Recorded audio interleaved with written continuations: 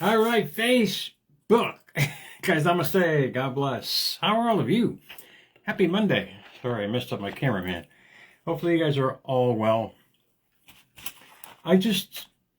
Before I came on, I turned off my television and the set lights went on.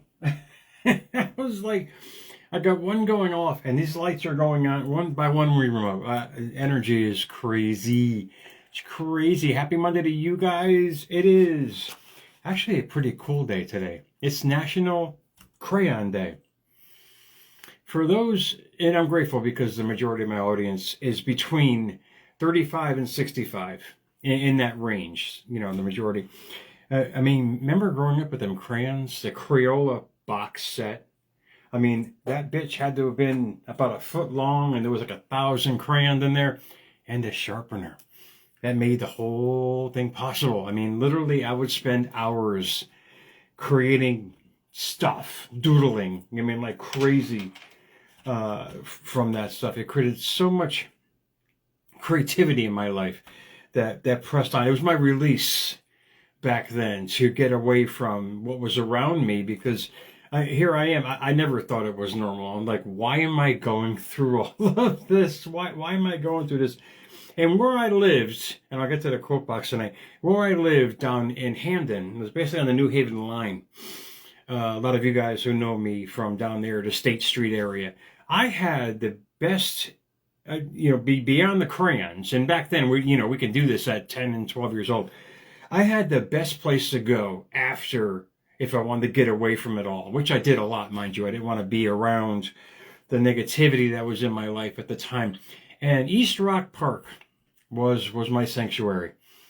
Who would have thought, a 12-year-old kid, literally, I walked that park thousands of times, scaled the stairs. They got these ancient stairs going up this cliff, man. And you got this kid doing it. That was my life back then because something around me, and it's sad because I thought there was something wrong with me. But back then, I didn't realize I was creating something right for me. I wasn't letting the environment dictate who I was. I was creating my own environment. But you don't know these psychological terms and all these verifications in mind thinking back then. You just think either you fit in or you don't. And I did not fit in. I did not fit in with the crowd, and I am proud, and I'm glad.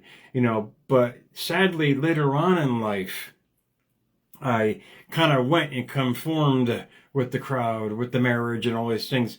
And granted, it was a blessing, but it just wasn't who I am. My question to you is, who are you? What are you? Are you conforming or are you being? Are you following or are you becoming? The quote box tonight from my friend Mary on Facebook. Much love to you. Thanks for these words because a lot of your problems are from back then. If you're experiencing them now in your current situations in life. And it's amazing, the first 7 years, literally we're like, I think in theta state, hypnotic state where we're absorbing everything around us. And I didn't know that. It literally affects you for decades on the road. But Mary quoted, and she posted, heal the roots so the tree is stable. I had mentioned this with Kurt on Thursday night when we talked about bitterness and the old apple theory, apples don't fall far from the tree. I was running from the tree because if you don't fall far from the tree, you're going to create a bad core. Yeah, a lot of us have this beautiful facade, and me included, and we're all kind of beautiful in our own little way. But if on the inside, if your core is not right, if it's rotten, if it's damaged, if crayons couldn't take it away, if all these things happen to you, you wonder why you're experiencing your life you are today. And it's an amazing concept for you to try to grasp for yourself because back then has shaped us to who we are now. And until you recognize that, you're not going to break the old patterns. Transformation is going to be arduous, which it was for me, mind you. It was arduous, but it was worth every minute. Every ounce of pain was worth it because it really brought me to who I am now.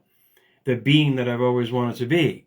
And with our bodies regenerating every 7 years, literally from tip to toe, it's never too late, guys. It's never too, I'm jacking almost 60 here. It's never too late to become something great. It's never too late to be that best you, because your body's going to respond.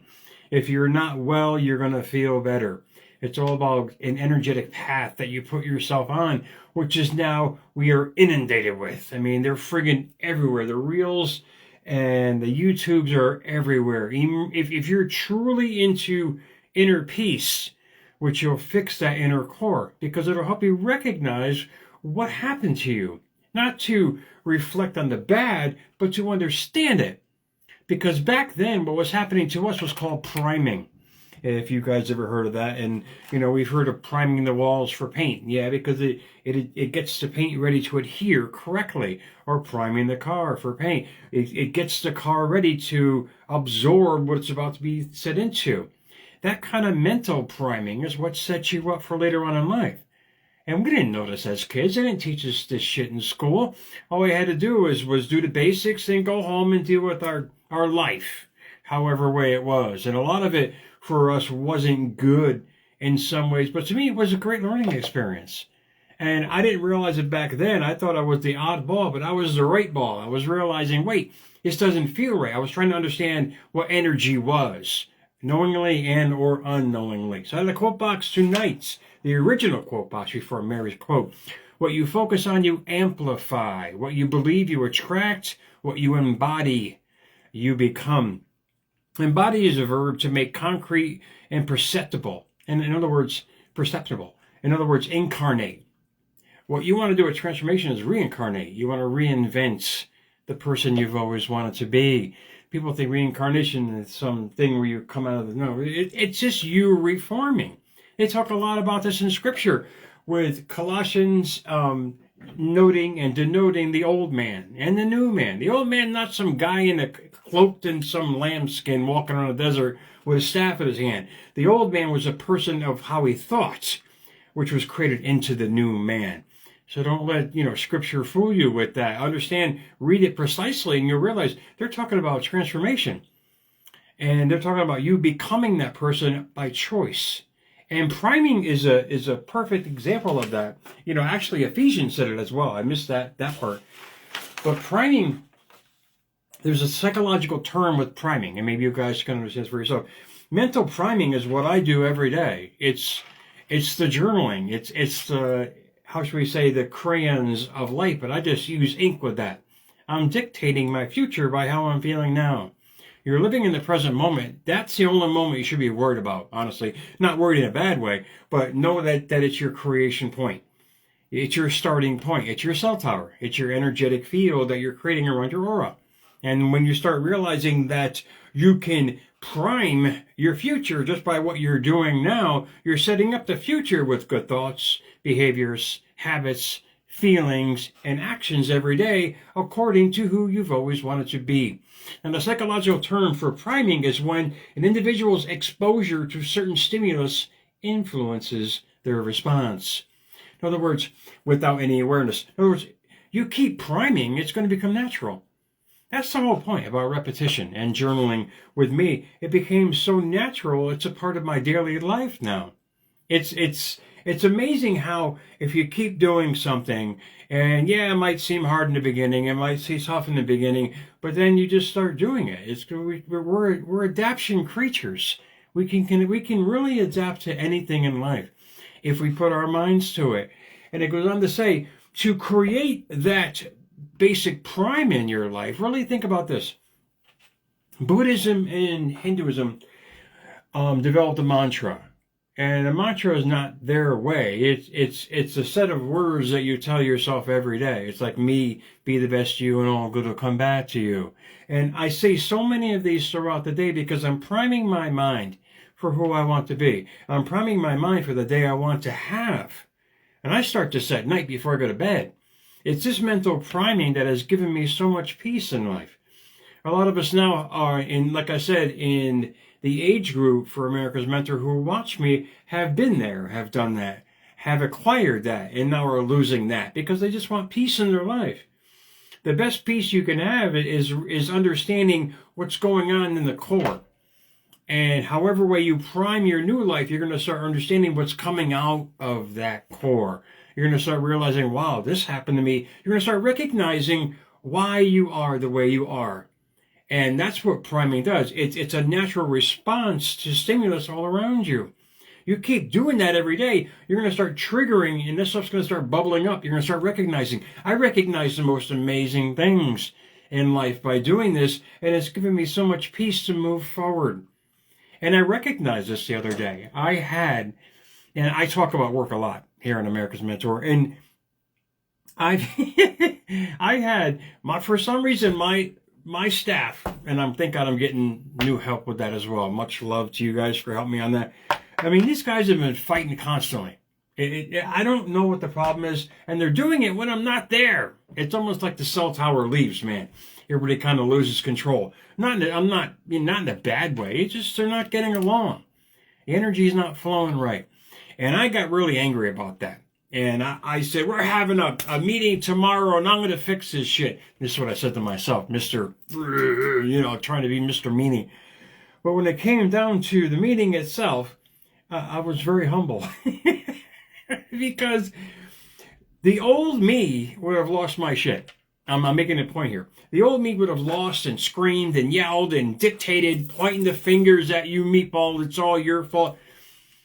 The new me is passionate, compassionate, empathetic, understanding. I'm not saying I'm some simp here, man. No, I'm just a listener to what they have to say. And did it help? I don't know. But what it did was it showed me the new me, the one I've always wanted to be, the peaceful, the passionate, the compassionate one, not the old type beta to third power that I used to lose my shit. How did I get that? Priming every day. How did I get that? Creating mantras for myself every day. Energy is infectious. I mean, the people around you feel you all the time. They feel your energetic feeling all the time. And if this will help you guys, one of the first books I read besides Man's Search for Meaning was The Power of Positive Thinking. Dr. Norman Vincent Peale. And he had a great slogan that I want to leave you guys with here on this Monday. And it'll help you guys understand that if you set this up, and however way you set it up, either journaling, meditating, walking, I mean, whatever you're saying to yourself, you're bringing to yourself. Remember that. So what you constantly say, you are constantly going to bring. Why? Because you're creating the feelings from it. You're emitting the energy to bring it to you. And Dr. Vincent Peale said, formulate and stamp indelibly on your mind a mental picture of yourself succeeding. I had no idea. See, I'm not good at visualizing. Granted, I'm practicing on it, but I am, like I said before here in America's Mentor, an expert on feeling the process. I mean, to me, that's honestly more powerful because you can have these nonchalant visions all day, and we all do. I don't have that in my life. Yeah, I can see certain things. Like I said about the meeting, I was going to be some bear, but it turned out to be a puppy. But at the same time, I'm an expert at feeling it. And that has driven me the most amazing places because I listen to my body, I listen to my heart, I listen to my gut. I let them tell me what to do. You start realizing that, and that's what he's talking about as far as an indelible mark or stamp on your mind. You understand that. He goes on to say, never permit it to fade. Your mind will seek to develop the picture. And this is what I mean. You keep thinking about that transformation that you want, or that life you want, or whatever you're going through now. You keep amplifying that. You're going to start creating situations to match it. The mind is always looking for answers because you're always asking the questions. Inadvertently or advertently asking questions about a millisecond of what's going on in your life. It's constantly. It's why we have 60 to 70,000 thoughts per day. I don't know how the brain can handle such electricity going on, but it does. We have this gift. You start putting better questions in there or better affirmations. And affirmations are not just, abstract words. You've got mail. But it's a mantra that you create for your life. It's your own preamble to your future. We are our own preamble to our future, however way we set it up every day. Think about it for yourself. what you're setting up for yourself every day. Don't talk about how bad the economy is, or how bad egg prices are, or John's a pain in the ass, or this guy's a meatball. Get rid of that, because you're only going to create from that. Remember, the words you're sending out is energy you're feeling on the inside. That's the core.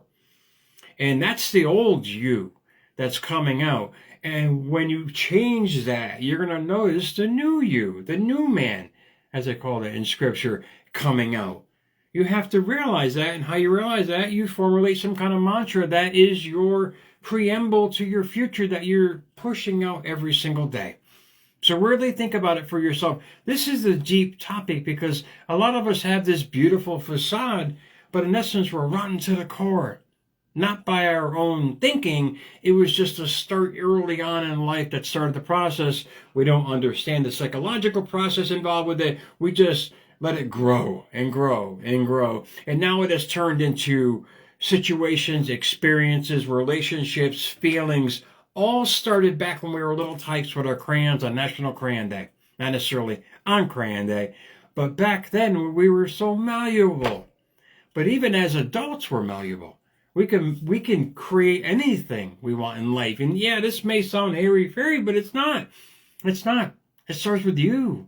It starts with you as a whole. It starts with you deciding who you truly are. Living by that, creating a mantra, and saying that to yourself hundreds of times every single day. It's going to become a natural priming process till one day you realize, wow, that's not me anymore. It's a natural effect. It's a beautiful epiphany that once you realize it, it's going to be the best thing that's ever happened in your life, guys. So enjoy your Monday. I'm going to get out of here. I got to take Tori to the store, man. She's got to go shopping. America's Mentor _radio on Instagram. At America's Mentor on X, guys. Much love to you on YouTube. Much love for the Jackson views on the Reels. And that's the whole point. I'm here to throw information at you guys that has been around for thousands of years. And that people have misinterpreted, have changed words, they've connoted and denoted it. No, I'm just here to give it to you straight and help you realize that we're all malleable. And we can turn back the clock on anything we want, but it starts with you creating a set of words or a feeling about life every day that you follow no matter what, and watch how you're priming your future every single day by doing it, guys. So enjoy your Monday, guys. I'll talk to you guys soon, man.